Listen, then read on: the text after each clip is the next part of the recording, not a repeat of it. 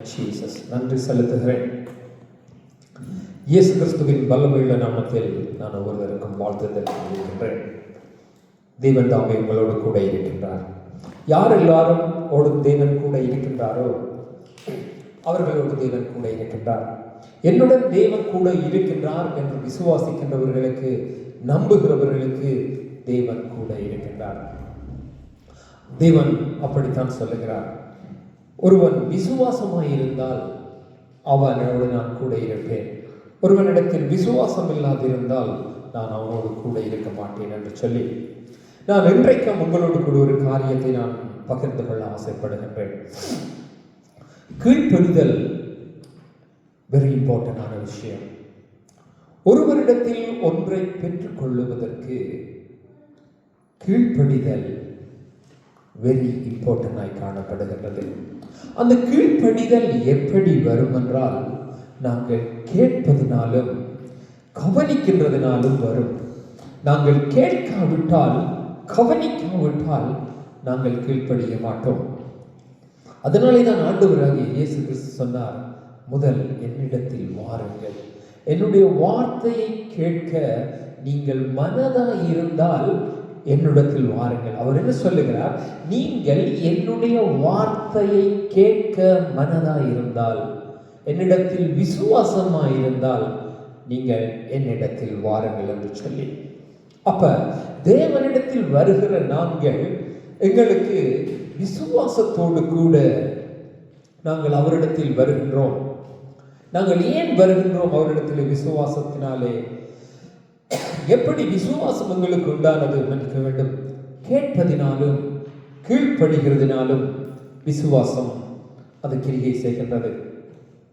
நாங்கள் ஒருவர் சொல்லுகிறதை கேட்காமல் விட்டால், அல்லது நாங்கள் அதை அறியாமல் விட்டால் நாங்கள் கீழ்ப்படிய மாட்டோம். இன்றைக்கு விசுவாசத்தினால் ஒருவன் எப்படி நீதிமானாகின்றான்? அந்த நீதிமானுடைய கிரிகை எப்படி நீதிக்கேற்றதாய் இருக்கின்றது? அந்த கிரிகையானது நிறைவடையும் போது, முழுமையடையும் போது அவன் நித்திய ஜீவனுக்குள்ளே, அதாவது தேவனுடைய ராஜ்யத்துக்குள்ளே பிரவேசிக்கின்றவனாய் காணப்படுகின்றான். இந்த 3 ஸ்டெப்ஸ் வெரி இம்பார்ட்டன்டா எங்களுக்கு காணப்படுகின்றது. எப்படி என்றால், நாங்கள் தேவனை விசுவாசிக்க வேண்டும். விசுவாசிப்பதனால் நாங்கள் நீதிமான்கள் ஆகின்றோம். அந்த நீதிமான்களாகிற நாங்கள் நீதிமான்களுக்கு ஏற்ற கிரிகைகளை நாங்கள் செய்ய வேண்டும். அப்படி நாங்கள் நீதிமான்களாய் கிரிகைகளினாலும் காண்பிக்கும் போது நாங்கள் நித்திய ஜீவனுக்குள்ளே பிரவேசிக்கின்றோம். நாங்கள் முதல் நீதிமான் ஆகின்றது இயேசு கிறிஸ்துவினாலே. இயேசு கிறிஸ்துவினாலே விசுவாசம் இல்லாமல் ஒருவன் நீதிமானாகிவிட முடியாது. அதை தெளிவாய் ஆண்டவர் சொல்லி வைத்திருக்கிறார். அப்போ முதல் ஒருவன் நீதிமான் ஆகின்றது அவனுடைய சுய கிரிகையினாலே அல்ல, அவன் தேவனிடத்திலே குமாரனாகிய கிறிஸ்துவின் மேல் வைத்த விசுவாசத்தினாலே அவன் நீதிமான் ஆகின்றான். அந்த நீதிமானுக்குரிய கிரிகைகளை, கனிகளை, வரங்களை வெளிப்படுத்த வேண்டியதினாலே அவசியமாய் காணப்படுகின்றது. அப்படி அவன் அவைகளை காணப்படும் போது அவன் நித்திய ஜீவனுக்குள்ளே கொண்டு போகப்படுகின்றான். போன கிழமை அதான் சொன்னேன் நான், ஒரு மரமானது எப்படி நல்ல மரமாய் காணப்பட்டு அந்த மரம் நல்ல கனிகளை கொடுக்கும் போது அது தேவனுடைய ராஜ்யத்துக்குள்ளே சேர்க்கப்படுகிறதோ, அதே போலதான் இதுவும் விசுவாசமானது தேவனிடத்திலே உண்டாகி நாங்கள் நீதிமான்களாய் இருக்கும் போது அந்த நல்ல மரம் எப்படி நல்ல கனிகளை கொடுத்து ராஜ்யத்திலே சேர்க்கப்படுகிறதோ, அதே போல இந்த அவனுடைய நீதிக்கான நீதியின் கிரிகையை செய்யும் போது அவன் நித்திய ஜீவனுக்குள்ளே பிரவேசிக்கின்றான். ஏனென்றால் நீதிமான் அநீதியின் கிரிகையை செய்ய முடியாது. அநீதியின் கிரிகை செய்கிறவன் தேவனுடைய ராஜ்யத்துக்குள்ளே பிரவேசிக்க முடியாது. இந்த 3 காரியத்தை குறித்து நான் உங்களோடு கூட இன்றைக்கு பேச விரும்புகின்றேன். நான் ஒவ்வொருத்தருக்கும் இந்த வாழ்த்துதல் செலுத்துகின்றேன். ஏனென்று சொன்னால், விசுவாசம் இயேசுவின் மேல் வைக்கின்றோம். அந்த இயேசு கிறிஸ்துவின் மேல் வைக்கின்ற விசுவாசத்தினாலே நாங்கள் நீதியின் கிரியை, அதாவது ஒளியானது எங்களை பிரகாசிக்கின்றது. அந்த ஒளி எங்களுக்குள்ளே பிரகாசிக்கும்படி, ஒளியின் கிரியை உண்டாயிருக்கும்படி பரிசுத்த ஆவியானவர் எங்களோடு கூட இருந்து கிரியை நடப்பிக்கின்றார். இவைகள் நாங்கள் இயேசுவும் பரிசுத்த ஆவியானவரும் எங்களுக்குள்ளே இணையும் போது நாங்கள் பிதாவோடு இணைக்கப்படுகின்றோம், நித்திய ஜீவனுக்குள்ளே கடந்து போகின்றோம். அதனாலே தான் இயேசு கிறிஸ்து சொல்லுகின்றார், நீங்கள் என்னுடைய வார்த்தைகளை கை கொண்டால் நானும் பிதாவோடு உங்களோடு கூட வாசம் பண்ணுவோம். ஜோவானிலே வாசிக்கின்றோம். எப்படி? என்னுடைய வார்த்தைகளை நீங்கள் கை கொள்ளும் போது உங்களுக்கு நான் போகிறது நல்லது, நான் போகும்போது ஒரு தேற்றவாளனை கொடுப்பேன் என்று சொன்னவர், அந்த தேற்றவாளன் வந்து உங்களை சகல சத்தியத்திலே நடத்துவார் என்று சொன்னவர். அவர் உங்களுக்கு சத்தியத்திலே நடத்தும் போது நீங்கள் என்னுடைய வார்த்தைக்கு கீழ்ப்படிந்து நடப்பீர்கள். அப்படி நீங்கள் என்னுடைய வார்த்தைக்கு கீழ்ப்படிந்து நடக்கும் போது நானும் பிதாவும் உங்களோடு கூட வாசம் பண்ணுவோம். அப்ப இந்த மூன்றும் வெரி இம்பார்ட்டன்ட். விசுவாசத்தினால் உண்டாகின்ற கிறிஸ்து இருக்க வேண்டும். ஒளியின் கிரிகை, நீதியின் கிரிகை செய்யத்தக்கதாய் பரிசுத்த ஆவியானவர்களிலே கிரிகை செய்ய வேண்டும். பிதாவினுடைய நித்திய ஜீவனுக்குள்ளே நாங்கள் பிதாவோடு இணைந்து காணப்படும்படி, வாழும்படி. எங்களுக்கு தெரிந்த வசனங்கள் தான். ஒரு சில காரியங்களை நான் உங்களுக்கு வாசிக்க விரும்புகின்றேன். ஏனென்று சொன்னால், விசுவாசத்தினாலே நாங்கள் நீதிமான்கள் ஆக்கப்படுகின்றோம். இயேசு கிறிஸ்துவின் மேலே வைக்கின்ற விசுவாசத்தினாலே நாங்கள் நீதிமான்கள் ஆக்கப்படுகின்றோம் என்பதற்கான ஒரு வசனத்தை நான் உங்களுக்கு காண்பிக்க விரும்புகிறேன். அப்போஸ்தலர்கள் எழுதி வைத்திருக்கிறார்கள். ரோமர் 5வது அதிகாரம் 1வது வசனம் சொல்லுகிறது, இவ்விதமாக நாம் விசுவாசத்தினாலே நீதிமான்கள் ஆக்கப்பட்டிருக்கின்றபடியினால். அப்போ ஒருவன் நீதிமான் ஆக்கப்படுகின்றதற்கு முதலாவது காரணம் அவன் கிறிஸ்துவின் மேல் விசுவாசம் வைக்கின்றவனாய் காணப்பட வேண்டும். இயேசு கிறிஸ்துவின் மேல் விசுவாசம் இல்லாதவன் அவன் நீதிமானாய் காணப்பட முடியாது. அப்போ ஒருவன் நீதிமான் ஆகிறதற்கு இயேசு கிறிஸ்துவை அவன் ஏற்றுக்கொள்ள வேண்டும். அவன் இயேசு கிறிஸ்துவின் மேல் வைக்கின்ற விசுவாசம். அப்ப அந்த விசுவாசத்தினாலே நாங்கள் எப்படி போகிறோம்னா, நம்முடைய கர்த்தராகிய இயேசு கிறிஸ்துவின் மூலமாய். அப்ப எங்களுக்கு விசுவாசம் இயேசு கிறிஸ்துவின் மூலமாய் வரும்போது நாங்கள் தேவனிடத்திலே சமாதானம் பெறுகின்றோம். அப்ப நாங்கள் தேவனிடத்திலே சமாதானம் பெறுகிறதற்கு காரணம் அந்த இயேசு கிறிஸ்துவாய் இருக்கின்றார். அப்ப இயேசு கிறிஸ்துவினாலே தேவனிடத்திலே சேரும் சலாக்கியத்தை பெற்ற, சமாதானத்தை பெற்ற நாங்கள் எப்படி நீதிமான்கள் ஆகின்றோம்? பிதாவுக்குள்ளே கிறிஸ்துவுக்குள்ளாக நாங்கள் நீதிமான்கள் ஆகின்றோம். அப்ப நீதிமான்களாக நாங்கள் அழைக்கப்பட்டவர்களாய், நீதிமான்கள் ஆகும்படி இயேசு கிறிஸ்துவுக்குள்ளாக நாங்கள் அழைக்கப்பட்டவர்களாய் காணப்படுகின்றோம். அதனாலே தான் மத்தேயுவிலே ஆண்டவர் சொல்லும்போது சொல்லுகிறார், ஒருவன் வரும்போது சொல்லுகிறான், மத்தேயு 9:22 உன்னுடைய விசுவாசம் உன்னை ரட்சித்தது. அப்ப அந்த ரட்சிப்புக்கு ஏதுவானது என்னென்றால் விசுவாசம். அந்த விசுவாசத்தை நாங்கள் இயேசு கிறிஸ்துவின் மேல் வைக்க வேண்டும். அப்ப இயேசு கிறிஸ்துவின் மேல் வைக்கின்ற விசுவாசம் தேவனுடனான சமாதானத்தை எங்களுக்கு உண்டாக்குகின்றபடியினால் எங்களுக்கு ரட்சிப்பை கொண்டிருக்கின்றது, சுகத்தை, விடுதலையை, பலத்தை கொண்டு வருகின்றது. அப்ப நாங்கள் நோய்கள் சுகமாக வேண்டும் என்றால் கூட, தேவனிடத்தில் ஒரு விடுதலை, கிறிஸ்துவனிடத்தில் ஒரு விடுதலை உண்டாக வேண்டும் என்றால் கூட ஒரு விசுவாசம் எங்களுக்கு காணப்பட வேண்டும். அதனாலே தான் நாங்கள் வாசிக்கின்றோம். யோவான் 3:16 நாங்கள் வாசிக்கின்றோம், ஒருவன் கெட்டு போகாமல் நித்திய ஜீவனை அடையும்படிக்கு அவர் குமாரனை எங்களுக்கு தந்தார். யோவான் 3:16. அப்ப நாங்கள் வாசிக்கின்ற வசனம் என்ன? கிறிஸ்துவை நாங்கள் விசுவாசிக்கும் போது நாங்கள் கெட்டு போகாமல் நித்திய ஜீவனை அடைகிறதற்கு. அப்ப கிறிஸ்துவை விசுவாசிக்கிற நாங்கள் என்ன செய்ய வேண்டும்? எங்களுடைய வழிகள் எல்லாம் கெட்டு போகாமல் நாங்கள் காணப்பட வேண்டும். ஒரு பழத்தை வேண்டிக் கொண்டு வந்தால் நாங்கள் அதை குறிப்பிட்ட நாட்களுக்குள்ளே நாங்கள் பயன்படுத்தி விட வேண்டும், இல்லையென்றால் அது கெட்டு போய்விடும். அப்ப அதை நாங்கள் எப்படி இல்லைன்னா ஒரு பழுதாகாத ஒரு பொருளை கொண்டு வருவோம்னா அதை அந்தந்த இடங்களிலே வைத்தால் தான் அது பழுதாகாது என்று சொல்லுவார்கள். அப்ப பாதுகாக்க வேண்டியது எங்களுக்கு அவசியமாய் காணப்படுகின்றது. இப்போ ஒரு ஃப்ரிட்ஜுக்குள்ள வைக்கிறதான உணவை வேண்டிட்டு வந்தால் நாங்கள் அதை ஃப்ரிட்ஜுக்கு நீங்கள் வைத்து பாதுகாக்க சொல்லும்போது நாங்கள் அதை பாதுகாக்கின்றோம். ஒரு பழத்தை வாங்கிட்டு வந்தால் ஒரு 2 நாளைக்குள்ள நீங்கள் அதை யூஸ் பண்ணிடுங்க, இல்லை என்றால் பழுதாக போயிடும் என்று நாங்கள் அதுக்கேற்ற நடத்தைகளை நாங்கள் செய்கின்றோம்.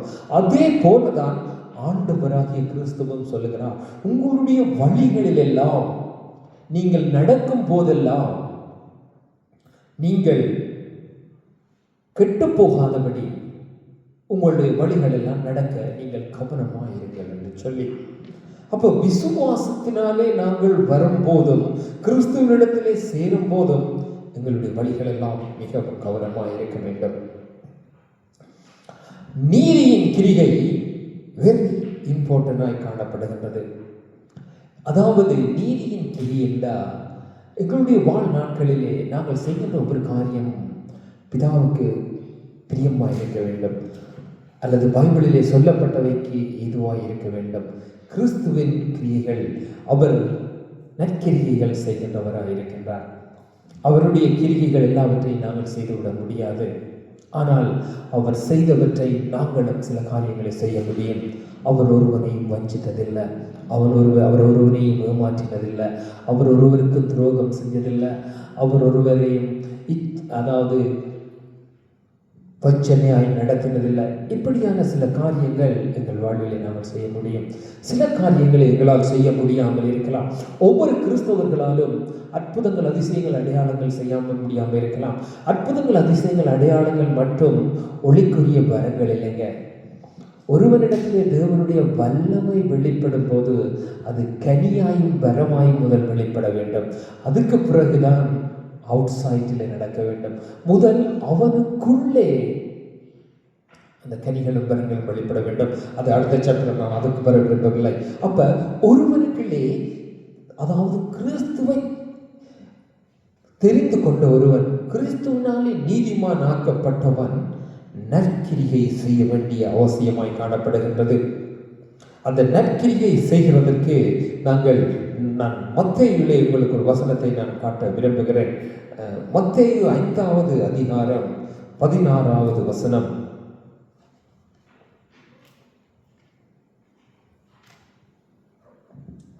நாங்கள் நற்கிரியை செய்ய வேண்டியதின் அவசியம். நாங்கள் நற்கிரியை செய்யும் போது நாங்கள் என்ன செய்கின்றோம் என்று சொல்லி,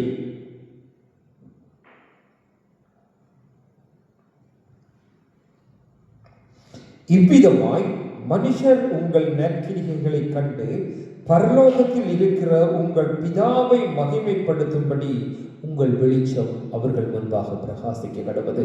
யார் முன்பாக? கிறிஸ்துவை அறிந்தவர்களும் அறியாதவர்களுக்கும் முன்பாக உங்களுடைய வெளிச்சமானது எப்படி பிரகாசிக்க வேண்டும் என்றால் அது நற்கிரியை செய்கின்ற வெளிச்சமாய் காணப்பட வேண்டும். அப்ப கிறிஸ்துவை ஏற்றுக்கொள்ளுகிறவர்களுக்கு பரிசுத்த ஆவியை கொடுக்கின்றார், அந்த வெளிச்சத்தை எங்களுக்குள்ளே கொடுக்கின்றார்.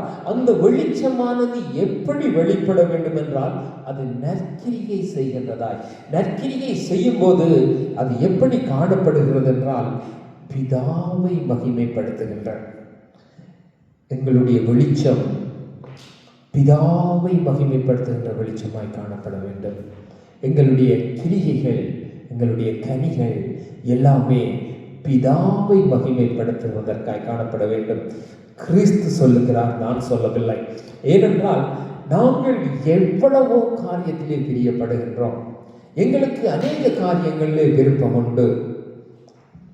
அந்த காரியங்கள், சில காரியங்கள் நாங்கள் தேவனுடைய பிள்ளைகளாக இருந்தும் பிரியப்பட்டு செய்கின்ற காரியங்கள் பிதாவை, தேவனை, குமாரனை தூஷிக்கப்படுவதற்கு ஏதுவான காரியங்களும் சபைகளிலே நடக்கின்றது, தேவனுடைய பிள்ளைகளிடத்திலே காணப்படுகின்றது. ஒரு மனுஷனுக்கு பலவீனம் உண்டு, அதை நான் இல்லை என்று சொல்லவில்லை. ஆனால் அந்த பலவீனமானது தேவனை தூஷிக்கத்தக்கதற்கு ஏதுவாய் காணப்படக்கூடாது என்று தேவன் விரும்புகின்றார். அப்ப அவர் என்ன செய்கின்றார்? அதுக்கு முதலான வசனத்தை நான் வாசிக்க விரும்புகிறேன். 14-15. நீங்கள் உலகத்துக்கு வெளிச்சமாய் இருக்கிறீர்கள். மலையின் மேல் இருக்கின்ற பட்டணம் மறைந்திருக்க மாட்டாது.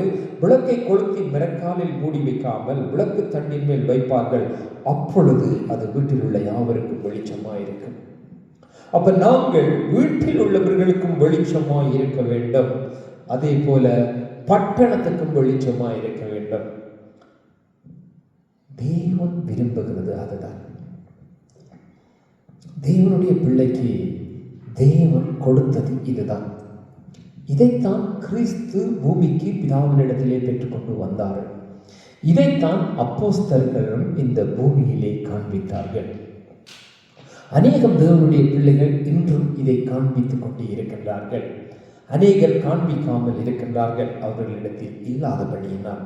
நான் இவைகளை ஏன் சொல்ல வருகிறேன் என்று சொன்னால், எங்களுடைய நோக்கம் பரலோகமாகிய நித்திய ஜீவன். இயேசு கிறிஸ்துவின் நாமத்தினாலே இந்த பூமியிலே ஆடம்பர வாழ்க்கை இல்லை. இந்த பூமியிலே கிறிஸ்துவின் மூலமாய் எங்களுக்கு கொடுக்கப்பட்டவைகள் எவைகளோ அவைகளை நாங்கள் தேடி போக வேண்டியவைகள். சில காரியங்கள், இடையிலே வருகின்ற காரியங்கள் எங்களுக்கு நித்திய ஜீவனுக்கு தடையாய் இருந்துவிடக்கூடாது. ஏனென்றால் அந்த எங்களுடைய வெளிச்ச கிரியைகளானது வெளிச்சத்தின் கிரியைகளாய் காணப்பட வேண்டும். அதனாலே தான் 1 யோவான் 3:8 ஆண்டவராகிய இயேசு கிறிஸ்து சொன்னார், பிசாசின் கிரியைகளை அழிக்கவே குமாரன் வெளிப்பட்டார். இருளானது பிசாசின் கிரிகை. குமாரன் எங்களுக்குள் வெளிப்பட்டிருக்கும் போது அது ஒளியின் கிரிகை. அப்ப ஒளியானது எப்படி பூமியிலே வந்து இருளை அகற்றுகின்றதோ, அதே போலதான் குமாரனாகிய இயேசு கிறிஸ்து பிசாசின் கிரியைகளை அழித்துக் கொள்ள வெளிப்பட்டார்.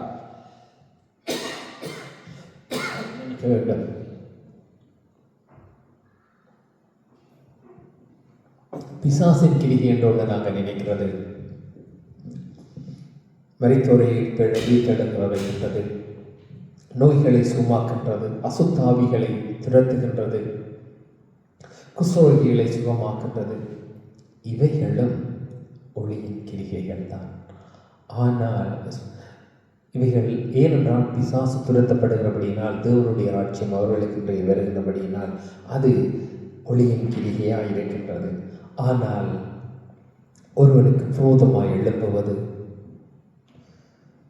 கொலை செய்வது, பிறருடையதை இச்சிப்பது, விரோதமாய் எழுப்புவது, சகோதரனை மூடனே என்பது, சபிப்பது, உலக ஆசைகள், அதற்காக நாங்கள் செய்கின்ற மற்றவர்களை ஏமாற்றுவது, விபச்சாரம், இவைகள் எல்லாமே இருளின் கிரியைகள். இவைகள் ஒரு தேவனுடைய பிள்ளைகளுக்குள்ளே காணப்படுமானால் அங்கே ஒளியின் கிரியை இல்லை. அதை நான் சொல்லவில்லை, பைபிள் சொல்லுகின்றது. ஒளியின் கிரியைகளை நாங்கள் நடப்பிக்கின்றவர்களைப் போல காண்பிக்கலாம். ஆனால் அந்த பிசாசின் கிரிகையாகிய இருளின் கிரிகைகள் அழிக்கப்பட வேண்டும். அதற்காகத்தான் அப்போஸ்தலராகிய பவுல் ரோமர்களை எழுதும்போது அழகாயிட்டு எழுதுகிறார். ரோமர் 8:9-10 ரொம்ப பிடிக்கும் எனக்கு. மாம்சத்தின் சிந்தைகளை அழித்து போடவே குமாரன் வெளிப்பட்டார். அதை அவர் எப்படி சொல்லுகிறார் என்றால், மாம்ச சிந்தையோ மரணம், ஆவியின் சிந்தையோ ஜீவனம் சமாதானம். மாம்சத்தின் சிந்தை இருந்தால் அது மரணம், ஏனென்றால் அது ஆவிக்குரியது அல்ல. ஆவியின் சிந்தை ஜீவனம் சமாதானம். அப்போ ஒரு மனுஷனுக்கு ஆவியின் சிந்தை காணப்பட்டு அவன் கிரிகைகள் யாவும் பிதாவுக்கு முன்பாக, அதாவது நீதிமானுடைய கிரிகைகளாய் காணப்படும் போது அங்கு பிதா மகிமைப்படுவார். பிதா மகிமைப்படுகின்ற இடத்தில் பிதா காணப்படுவார்.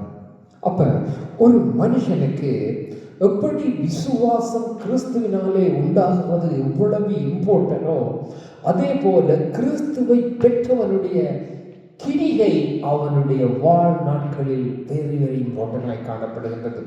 சில வேளையிலே அவன் விழுந்து விடலாம், அது மனுஷ வாழ்வில் உண்டு. ஆனால் அதை விழுந்ததை கண்டு அவன் எழுந்து விட வேண்டும். அதிலேயே விழுந்து கிடந்து விடுவானால், கர்த்தருடைய வருகை வந்து விடுமானால், அல்லது அவனுக்கு மரணம் சம்பவிக்குமானால் அவனுடைய நிலைமை பரிதவிக்க வேண்டிய நிலைமையாய் கர்த்தருடைய வருகையிலே காணப்பட வேண்டும். கிறிஸ்து எங்கள் பாவங்களை மன்னித்து விட்டார். அதில் எந்த மாற்றமும் இல்லை. பாவத்தை மன்னித்தபடியினால் தான் நாங்கள் நீதிமான்களாய் கிறிஸ்துவுக்குள்ளே வருகின்றோம். அப்ப நீதிமான்களாய் வந்தவர்கள் அந்த நீதிமான்களுக்குரிய காரியங்களை செய்ய வேண்டியதாய் காணப்படுகின்றது. ஏன் கர்த்தர் இவைகளை சொல்லுகின்றார் என்றால், நீ நித்திய ஜீவனுக்குள்ளே பிரவேசிக்கும்படி. வெளிப்படுத்தல் ரொம்ப அழகானது. அநேகம் பேர் வாசிக்கிறதில்லை. நான் ஆண்டுகளை ஏற்றுக்கொண்டு வந்த நாட்களிலே 2 வருஷத்திலே நான் வெளிப்படுத்தல் நான் படிக்க தொடங்கினேன். 1 வருஷம் 2 வருஷம் முடிகிறதற்கிடையிலே. ஆனால் நான் அதை சொல்லும்போது சிலர் சொல்லுவார்கள், டேய் நான் 10 வருஷமா வெளிப்படுத்தலுக்கு நான் போறேன்லடா, எனக்கு பயம், அது விளங்காது. ஊழியம் செய்கிறவர்கள் 5 வருஷமாய் ஏன் நான் இதை சொல்லுகிறேன் என்றால், வெளிப்படுத்தல் விளங்காது என்று மற்றவர்கள் சொல்லுகிறதை தூக்கி ஒரு மூலையில போட்டு விடுங்க. பரிசுத்த ஆவியானவர் உங்களுக்குள்ளே இருந்தால் அதை அவர் சொல்லித்தர போதுமானவராயிருக்கிறார். சபைகளுக்கு கர்த்தர் எழுதும் போது எழுதுகின்ற காரியம் என்னென்றால், ஒவ்வொரு சபைகளுக்கு நீங்கள் வாசித்தீங்கன்னா உன்னுடைய கிரிகை, உன்னுடைய கிரிகை, உன்னுடைய கிரிகை என்று அவர் 7 சபைகளுக்கும் தேவன் சொல்லும் போது சொல்லுவார்.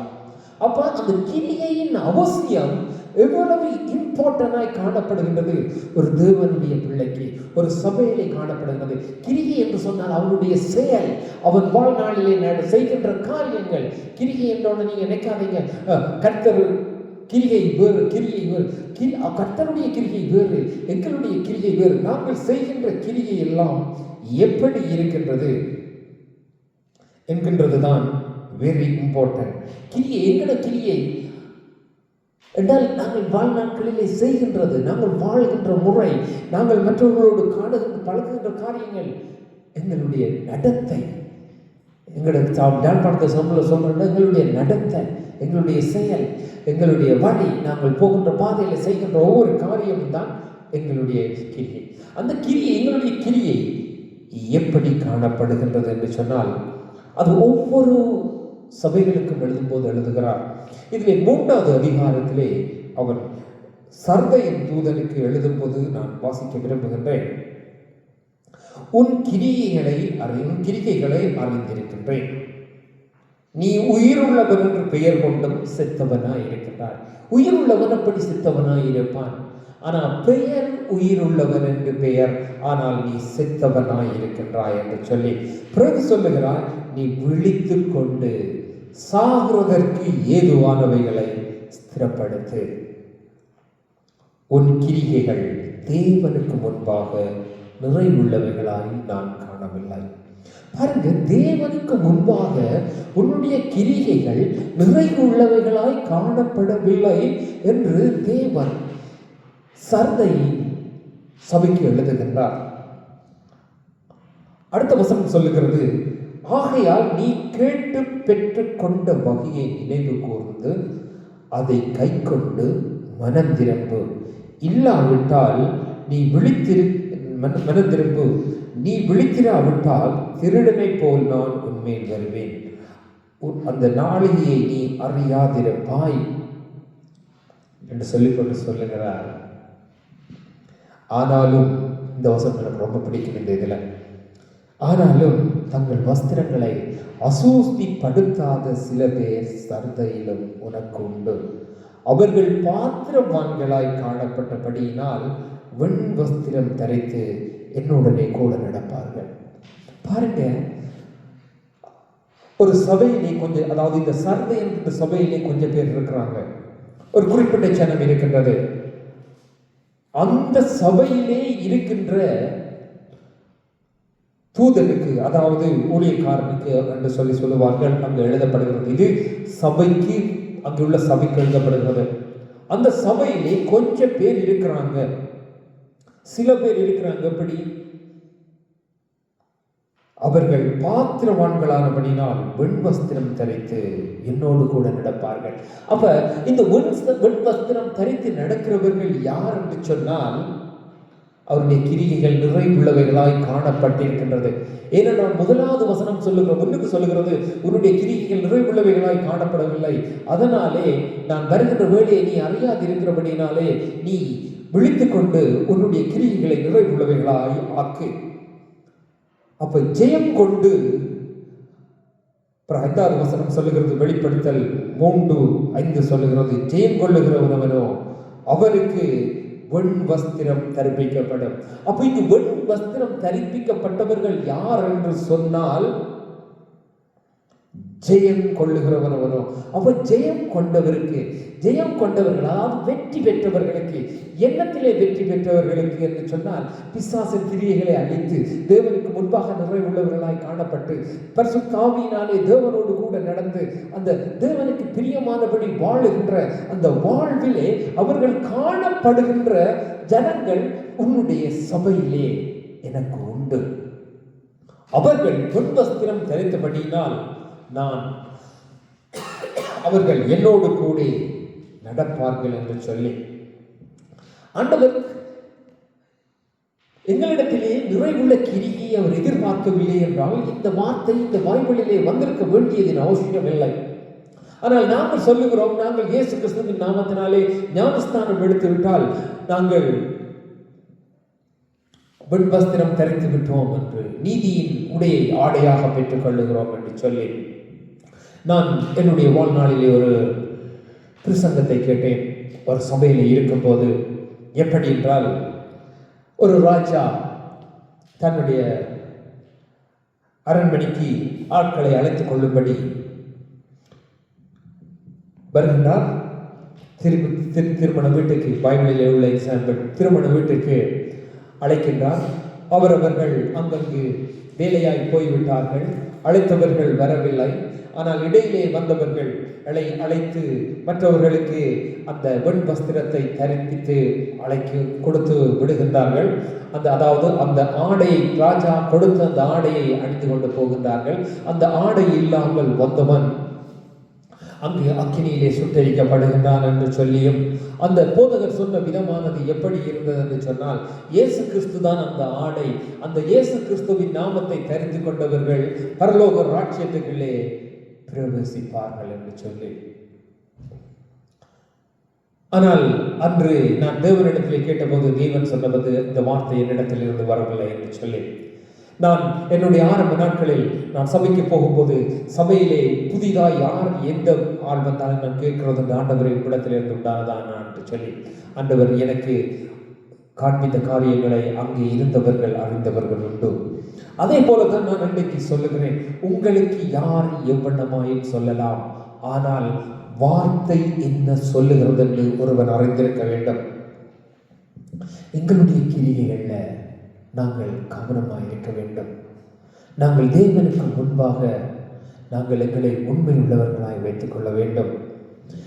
நாங்கள் சில வேளைகளில் ஏனோ தான் ஒன்று நடக்கின்றோம், அதுதான் எங்களுக்கு வெரி டேஞ்சர்.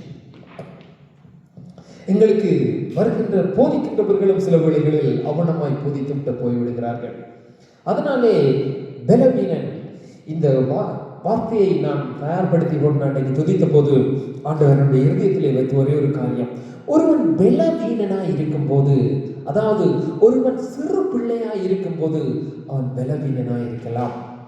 ஆனால் அவன் வளர்ந்த பின்பு பலவீனனாய் இருக்கக்கூடாது. நாங்கள் கிறிஸ்து ஏற்றுக்கொண்டு வந்த ஆரம்பத்திலே சில வேளைகளில் தவறி விழுந்து எழும்பி நடக்கலாம். ஏனென்றால் நாங்கள் சிறு பிள்ளைகளாக இருக்கின்றோம், வார்த்தைகளை அறியாமல் இருக்கின்றோம். ஆனால் நாங்கள் பல வருடங்கள் சென்று முதிர்ந்தவர்கள் ஆன பின்பு சிறு பிள்ளை நடக்கிறது போல தடக்கி நாங்கள் விழுவோமானால் எங்கள் கால்களுக்கு பலனில்லை என்றுதான் அர்த்தம்.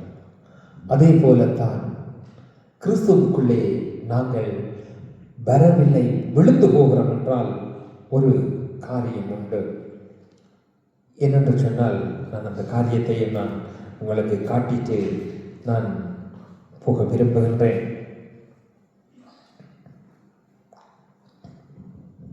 தானியேல் 9வது அதிகாரத்திலே தானியேல் அழகாய் சொல்லுகிறார். 14வது வசனம் சொல்லுகிறது, தானியேல் 9:14, பின்னுக்கு கடைசியாக நான் வாசிக்கிறேன். நாங்களோ அவருடைய சத்தத்துக்கு செவிகொடாமல் போனோம். யார் தேவனுடைய சத்தத்துக்கு செவிகொடாமல் போகிறார்களோ அவர்களுக்கு என்ன காரியம் நடந்திருக்கின்ற மேலே பார்ப்போம். ஆதலால் கர்த்தர் கவனமாக இருந்து அந்த தீங்கை எங்கள் மேல் வர பண்ணினார். எங்கள் தேவனாகிய கர்த்தர் தாம் செய்து வருகிற தம்முடைய கிரிகைகள் எல்லாம் நீதியுள்ளவர். பாருங்க, கர்த்தர் அவர்கள் மேல் வந்த தீங்கை அனுமதிக்கின்றார் என்று 14வது வசனம் தொடங்குகிறது. இடையிலே சொல்லுகிறது அவருடைய கிரியைகளில் எல்லாம் நீதியுள்ளவர். அதாவது அந்த தீங்கு எங்களுக்கு வருகிறதை தீங்கை அனுமதித்த தேவன் அவருடைய செய்கைகளில் எல்லாம் அவர் நீதியுள்ளவராயிருக்கின்றார். ஏன் அந்த தீங்கு எங்கள் மேல் வந்தது தேவனால் அனுமதிக்கப்பட்டதென்றால் நாங்கள் தேவனுடைய சத்தத்துக்கு செவிகொடாமல் போனோம் என்று சொல்லி, அப்ப நாங்கள் தேவனுடைய சத்தத்துக்கு செவிகொடாமல் போகும்போது தீங்கு எங்கள் மேல் வரும்போது அது அனுமதிக்கப்படுகின்றது.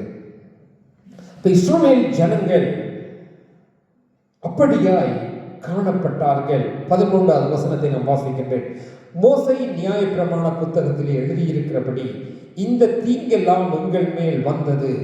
ஆனாலும் நாங்கள் எங்கள் அக்கிரமங்களை விட்டு திரும்புவதற்கும் உம்முடைய சத்தியத்தை கவனிக்கிறதற்கும் எங்கள் தேவனாகிய கர்த்தருடைய முகத்தை நோக்கி கெஞ்சினதில்லை.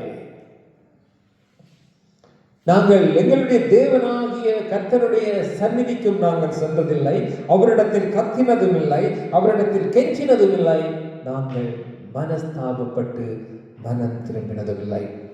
ஒருவன் மனஸ்தாபப்பட்டு மனம் திரும்புவானால் கர்த்தர் அவனை மன்னித்து அவனை பாதுகாக்க வல்லமையுள்ளவராயிருக்கின்றார். அவன் தீங்கிக்கு மனஸ்தாபப்படவில்லை என்று சொன்னால் சில வேளைகளில் கர்த்தராலும் அவனை நித்திய ஜீவனுக்குள்ளே கர்த்தரால் காக்க முடியாதல்ல, நித்திய ஜீவனுக்குள்ளே அவன் செல்ல முடியாதபடி போய்விடுகிறான். அவன் மேல் அதிகாரம் இருளுக்கு கிடைத்து விடுகிறது. அதுதான் உண்மை. தேவனுடைய பிள்ளைகளாகிய ஒவ்வொருத்தருக்கும் நான் என்னையும் சேர்த்து தான் சொல்லுகிறேன், ஒவ்வொருத்தருக்கும் தேவன் கொடுத்த கட்டளை, நாங்கள் இயேசு கிறிஸ்துவின் நாமத்தின் மேல் விசுவாசம் உள்ளவர்களாய் நீதிமான்களாய் காணப்பட வேண்டும். அந்த நீதிமான்களாய் காணப்படுகிற நாங்கள் நீதிமான்களுக்குரிய நீதியின் கிரிகை, ஒளியின் கிரிகைக்கு உட்பட்டு அது நாங்கள் வாழ்ந்து நடக்க வேண்டும். அப்படி நாங்கள் வாழ்ந்து நடந்து நித்திய ஜீவனுக்குள்ளே பிரவேசிக்க வேண்டும். இருளின் கிரிகளுக்குள்ளே உட்படாமல் நாங்கள் நடக்க வேண்டியது மிக மிக அவசியமாக இருக்கின்றது. ஏனென்றால் தேவன் விரும்புகிறது உன் வெளிச்சம், உன்னில் உள்ள வெளிச்சம் பிரகாசிக்கப்பட வேண்டும், ஒளியின் கிரியைகள் காணப்பட வேண்டும். விசுவாசத்தினால் உண்டானது நீதியினால் நீதிக்குரியவைகளாய் நிறைவேறி காணப்பட வேண்டும். இவைகள் எங்கள் வாழ்வில் காணப்படுமானால் நித்திய ஜீவனை எங்கள் கரங்களில் இருந்து யாரும் பறித்துவிட முடியாது. கவனமாய் தெளிவாய் இருந்து நாங்கள் நடப்போமானால் எனக்கு வைத்ததை ஒருவனும் பறித்துவிட முடியாது. பிசாசானவனால் பறித்துவிட முடியாது. அவன் கொல்லவும் அழிக்கவும் என்று வேறென்றுக்கும் வரான். ஆனால் நாங்கள் அசட்டையும் தேவனுடைய வார்த்தைக்கு முதலிடம் கொடுக்காமலும் உலகத்தில் பிரியப்படுகிறவர்களும் இருளை விரும்புகிறவர்களும் காரியங்களுக்குள்ளே நாங்கள் எங்களை ஒப்புக் கொடுத்து நாங்கள் வாழ்வோமானால் சில வேளைகளில் நாங்கள் பரிதவிக்கப்படக்கூடியவர்களும் ஆகிவிடுகிறோம் என்று சொல்லி அப்போஸ்தலனாகிய பவுல் எழுதுகிறாங்க. இவைகளெல்லாம் எங்களுக்கு எச்சரிப்பின் சத்தமாக எழுதி வைக்கப்பட்டிருக்கின்றது. இதை நான் ஒரு எச்சரிப்பின் சத்தமாய் நான் உங்களுக்கு சொல்லுகிறேன். இதை கேட்கிற நீங்க வேற சீரியஸா எடுத்துக்கொள்ளுங்க. உங்களுக்கு நீங்கள் போதிக்கப்படுகின்றது இன்னதென்று அறிந்து அதை ஏற்றுக்கொள்ளுங்க. இதுக்குள்ள நீங்க போகிறீங்க என்பதை பார்த்துக்கொள்ளுங்க. நான் ஒரு காரியத்தை சொல்லி முடிக்க விரும்புகிறேன். என்னுடைய இதயத்தில் ஆண்டவர் பாரப்படுத்துகிறபடினா இந்த பூமியை காட்டுகின்ற பூமியின் ஆசீர்வாதத்தையும் பூமியின் காரியத்தையும் காட்டுகிற பல போதகர்கள் தீர்க்கதரிசிகள் இந்த பூமியிலே உண்டு. அவர்களுக்கு எச்சரிக்கையாயிருங்க. நித்திய ஜீவனையும் பிதாவையும் கிறிஸ்துவையும் அவருடைய ராஜ்யத்தையும் காட்டுகின்றவர்கள் மேல் நீங்கள் அவர்களை பின்தொடருங்க. கிறிஸ்து வந்து பிதாவையும் தேவனுடைய ராஜ்யத்தையும் மனம் திரும்புதலையுமே கூறிக்கொண்டிருந்தார். யோவாஸ்நானனும் பிதாவையும் ராஜ்யத்தையும் மனம் திரும்புதலையே கூறிக்கொண்டிருந்தார். அப்போஸ்தலர்களும் அதைத்தான் சொல்லிக் கொண்டிருந்தாங்க. இந்த பூமியிலே பிதாவையும் கிறிஸ்துவையும் மனம் திரும்புதலையும் கூறுகிறவர்கள் மேல் நீங்கள் பயப்படுத்தவில்லை. அந்த பிதாவை குமாரனை மனம் திரும்புதலை காட்டாமல் பேசாமல் பிதாவையும் குமாரனையும் உலக ஆசீர்வாதங்களையும் வாக்கு தத்தங்களையும் எடுத்து எடுத்து பேசுகிறவர்கள் மேல் அதிக ஜாக்கிரதையாயிருங்க. அது எந்த வாக்கு தத்தமா இருந்தாலும், பழைய ஏற்பாட்டின் வாக்கு தத்தமா இருந்தா எதுவா இருந்தாலும் நான் உங்களுக்கு சொல்லுவேன், என்னை யார் பேச வேண்டும் என்றாலும் நான் பேச ரெடியா இருக்கின்றேன். ஏனென்றால் பழைய வாக்கு தத்தங்கள் கிறிஸ்துவுக்குள் ஆம் என்றும் ஆமீன் என்றும் இருக்கின்றது. பேச வேண்டியவைகள் அல்ல. நாங்கள் இன்றைக்கு பேச வேண்டியவைகள் நித்திய ஜீவனை குறித்தும் மனம் திரும்புதலை குறித்து. எங்களுக்கு அப்போஸ்தலர்கள் காட்டிய வழி என்ன, இயேசு கிறிஸ்து காட்டின வழி என்ன, யோவாஸ்நானன் காட்டின வழி என்ன, அதிலே நாங்கள் நின்றால் நலமாயிருக்கும். பிதாவை இன்றைய வேளையிலே உடைய சமூகத்திலே ஒப்புக்கொடுக்கிறேன். சர்வ வல்லமையுள்ள பிதாவை உமக்கு நன்றி செலுத்துகிறேன். அப்பா, உங்களுடைய ராட்சியமும் உம்முடைய மகிமையும் மேலானவைகள் ஆண்டவரே. ஒருவனுடைய நற்கிரிகைகள் அவனுக்குள்ளே வெளிப்படவும், அதனாலே பிதாவினுடைய நாமம் மகிமைப்படத்தக்கதாயும் வாழத்தக்க வாழ்வை எங்களுக்கு கட்டளையிடுங்க. பிதாவை என்னை ஒப்புக் கொடுக்கின்றேன். உம்முடைய நீதியின் வெளிச்சம், உம்முடைய ஒளியின் வெளிச்சம் எங்கள் மேல் பிரகாசிக்கட்டும். நாங்கள் வாழ்கின்ற வாழ்க்கையிலே நடக்கின்ற காரியங்கள் ஒவ்வொன்றிலும் கர்த்தாவே உம்முடைய கிருபை எங்களோடு கூட இருக்கட்டும். ஆண்டவரே, எங்களை நடத்துங்க, கூட இருங்க. உமக்கு முன்பாக எல்லாவற்றிலும் உண்மையுள்ளவனாக இருக்க கிருபை செய்யுங்க.